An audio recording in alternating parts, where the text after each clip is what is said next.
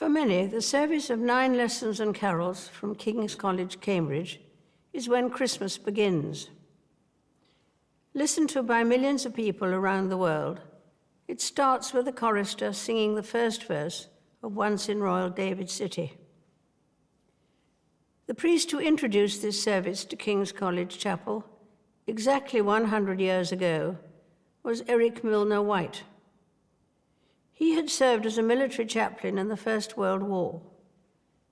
Just 6 weeks after the armistice, he wanted a new kind of service, which, with its message of peace and goodwill, spoke to the needs of the times.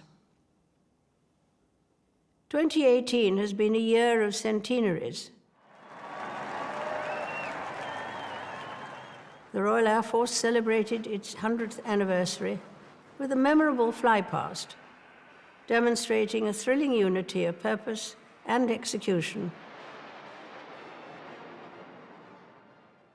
We owe them and all our armed services our deepest gratitude.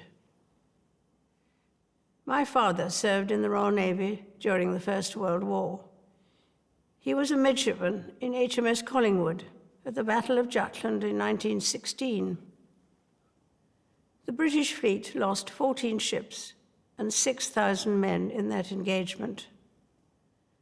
My father wrote in a letter, "How and why we were not hit beats me." Like others, he lost friends in the war.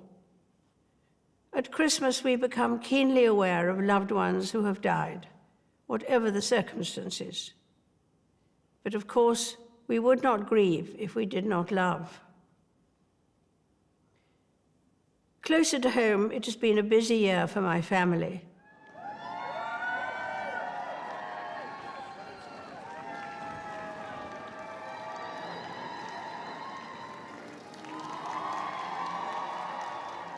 With 2 weddings and 2 babies and another child expected soon. It helps to keep a grandmother well occupied. We have had other celebrations too, including the 70th birthday of the Prince of Wales. Some cultures believe a long life brings wisdom. I'd like to think so. Perhaps part of that wisdom is to recognize some of life's baffling paradoxes, such as the way human beings have a huge propensity for good, and yet a capacity for evil. Even the power of faith, which frequently inspires great generosity and self-sacrifice, can fall victim to tribalism. But through the many changes I have seen over the years, faith, family, and friendship have been not only a constant for me, but a source of personal comfort and reassurance. In April, the Commonwealth heads of government met in London. My father welcomed just 8 countries to the first such meetings in 1948. Now the Commonwealth includes 53 countries with 2.4 billion people, a third of the world's population. Its strength lies in the bonds of affection it promotes and a common desire to live in a better, more peaceful world.